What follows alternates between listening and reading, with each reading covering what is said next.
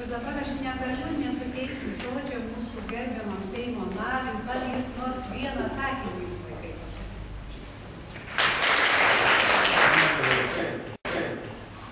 Turbūt nie vienas nesupyksite, jeigu aš vis tik savo tą vieną sakinį pradėsiu nuo padėkojimų bibliotekos darbuotojams. Ne tik už tai, kas organizavo šitą festivalį, bet kad jos yra visada darbščios, geros, visada parenka tinkamas įstažas. Tai dar išduosiu vaikam paslaptis, kad už tai gauna labai gaila, bet labai nedidelis atlyginimas. Gal paplokime ką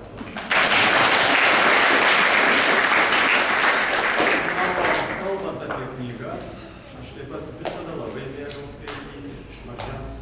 Dabar kažkada teko irgi truputėlį namuose tvarkytis. Tai turiu knygų daugiau kaip 50 metų senumo, kurios yra visos gražios, nežmonistytos, jau mane išmokė visada. Nu, skaityti, tai aišku, blogais pavyzdžiais nereikia sekti, bet mes augę, kaip buvom vaikai, irgi buvom panašus. Labai gerai atsimenu, kai ruošdamas pamokas po vadovėlį laikydavau visada romaną. Mama eina pažiūrėti, tada uždengi, išeina vėl skaityti.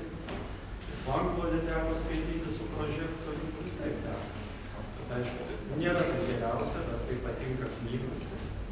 Ir visada norisi skaityti. Teko šią vasarą šiek tiek dalyvauti ir šitame festivalyje, tai dukra privertė, nes sakė, reikia ne tik man skaityti, bet ir kitus įtraukti, taip kad keletą knygų perskaityti.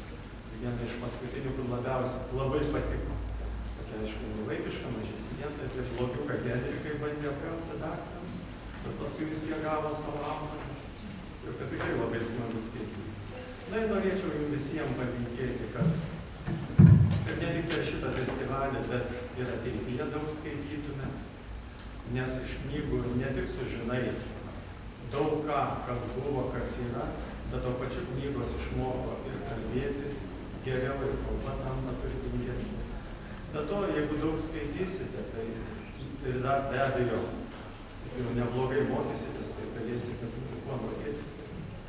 Ir visi norėsite su jumis bendrauti. Tai tikrai kiek įmanoma daugiau skaitykite.